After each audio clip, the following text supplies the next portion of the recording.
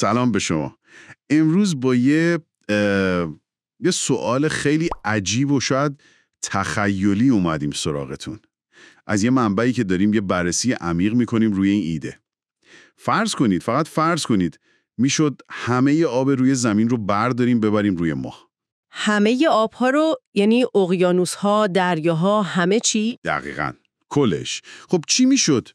منبع ما یه متن خیلی جالبه که همین سناریو رو تصویرسازی کرده. آره خیلی تصویرسازی بصری خوبی داره. میخوایم ببینیم خب پیامداش چیه؟ هم علمی هم چیزی که میشه دید. خب پس بزنیم گریم ببینیم چی میشه. سوال اول اینه که اصلا خب این همه آب چطوری روی ماه میمونه؟ گم نمیشه تو فضا؟ پخش نمیشه؟ سوال خیلی به جاییه.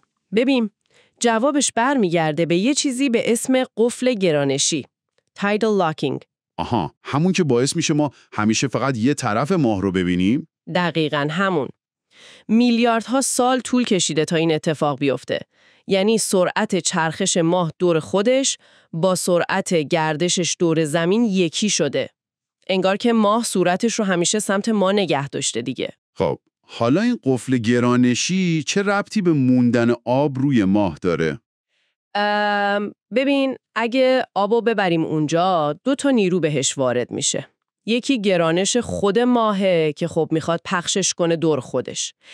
یکی هم گرانش خیلی قوی‌تر زمین که از دور اثر میذاره. یعنی گرانش زمین قوی‌تر عمل میکنه روی آب روی ماه؟ آره دیگه، چون زمین هم نزدیکتره نسبتاً هم جرمش خیلی بیشتره. این گرانش زمین مثل یه آهنربای غول‌پیکر عمل میکنه. آبو میکشه به سمت خودش. یعنی دقیقاً همون سمتی از ماه که رو به ماست. نمیذاره جای دیگه بره. عجب.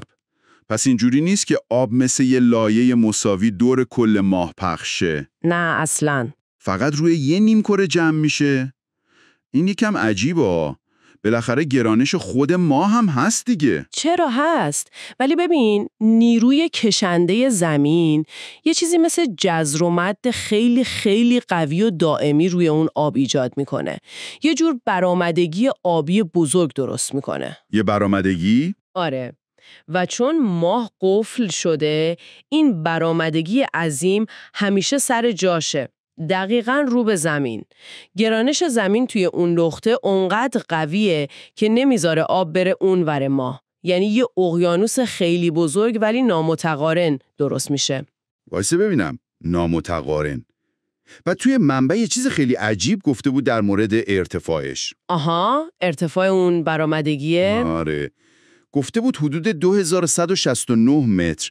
یعنی تقریباً 2 برابر برج میلاد. میتونی تصور کنی یه کوه آب با ارتفاع بیشتر از 2 کیلومتر روی ماه. خب حالا این کوه آب، این اقیانوس عجیب، مثل اقیانوس‌های خودمون موج و اینا هم داره. جذر و مد چطور؟ خیلی بعیده. ببین ماه که اتمسفر درست حسابی نداره پس بادی نیست که موج درست کنه. درسته. بعد چون این آب با گرانش زمین یه جورایی سر جاش محکوب شده و ما هم که نمیچرخه نسبت به ما دیگه جذر و مدی مثل زمین نداریم. اون برآمدگی خودش نتیجه نیروی کشنده زمینه و ثابته. پس یعنی یه حجم عظیم آب، ساکن و خیلی بلند؟ دقیقاً مثل یه دریاچه خیلی خیلی بزرگ و آروم کیهانی میمونه. خب حالا میرسیم به قسمت هیجان انگیزش. تصویرش. شب شده ما از اینجا با آسمون نگاه میکنیم، به جای اون گوی خاکستری همیشگی چی میبینیم؟ اینجاش خیلی جالبه. منبع میگه به جای اون سطح پر از چاله چوله و خاکستری یه سطح صاف، خمیده و به شدت براق میبینیم. براق؟ چرا؟ چون آب خیلی بیشتر از سنگ نور رو بازتاب میده دیگه. آها. پس وقتی خورشید بهش میتابه مثل یه آینه خیلی بزرگ نور رو میندازه سمت ما. پس روزا خیلی درخشان میشه. آره. و شبها هم احتمالاً نوری که از زمین به ماه میتابه، اون ارتشاین، روی این آب میفته و یه درخشش آبی رنگ خیلی خاصی بهش میده. دقیقاً. تو منبع از عبارت آینه آبی کیهانی استفاده کرده. مثل یه الماس آبی بزرگ یا یه یاقوت کبود که تو آسمون معلقه. عجب تعبیری. دیگه اون ماه خشک و بیروح نیست. یه جواهر آبه. و نکته مهمش اینه که این منظره فقط مال ماست. یعنی فقط از زمین اینجوری دیده میشه. آره، چون دقیقاً سمت ما جمع شده. اگه یه فضانورد اون پشت ماه باشه، همون سنگ و کلوخ همیشگی رو میبینه. همینطوره. این خودش خیلی جالبه ها. یه سناریوی کاملا فرضی، فقط جابجایی آب. ببین چطور نگاه ما رو به یه چیز آشنا مثل ماه عوض میکنه. آره، یه زیبایی کاملا غیرمنتظره خلق میکنه. خب حالا تهش چی؟ یعنی معنی همه اینا چیه؟ فقط یه فکر و خیال جالبه؟ نه، فکر کنم یکم عمیق تره. ببین این سناریو که خب معلومه تو واقعیت نمیشه، ولی به ما قدرت نگاه نو رو نشون میده. قدرت تغییر زاویه دید. نگاه نو؟ چطوری؟ ما به ماه به عنوان یه گوی سنگی عادت کردیم، درسته؟ خب آره. این تمرین ذهنی میگه اگه فقط عناصر رو جابجا کنیم یا حتی فقط تصور کنیم که جابجا شدن، چه حد زیبایی‌های پنهان میتونه آشکار بشه، چیزایی که قبلا نمیدیدیم. جالبه. و این یه سوال مهم رو برای هممون باقی میذاره، برای شما که دارید میشنوید.